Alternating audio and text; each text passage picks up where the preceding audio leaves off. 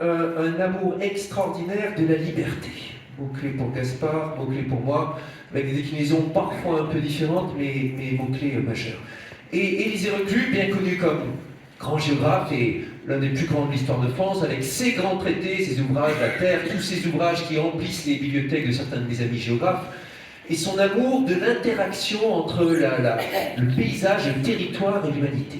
Mais aussi une grande figure de la pensée anarchiste, Reclus, Kropotkin, d'ailleurs de grands amis et de grands théoriciens là-dedans, un grand admirateur de l'humain parmi le monde animal. Donc la pensée de Reclus, très tôt, c'est l'humain parmi les territoires géographiques, mais aussi l'humain parmi les animaux. Certaines des pages d'Élisée Reclus, quand on les relit, sont aussi fortes dans leurs principes, dans leurs assertions, que certains des antispécistes les plus marqués d'aujourd'hui, avec là-dessus une élégance de la plume extraordinaire et toujours le sentiment, l'émotion.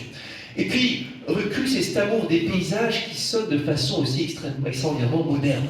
Quand il écrit l'histoire d'un ruisseau, l'histoire d'une montagne, comment personnifiant le ruisseau et en parlant depuis sa source jusqu'à son embouchure, et la façon dont il y a les différents paysages qui se déploient, comment l'histoire humaine vient s'intégrer là-dessus avec la poésie, l'émerveillement.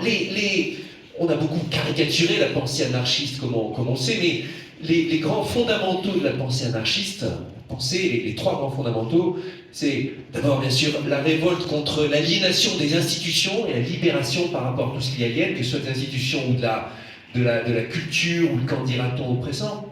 Le deuxième, c'est l'émerveillement devant la poésie du monde, et vraiment le mot poésie est important ici, dans toute sa richesse, sa beauté chatoyante.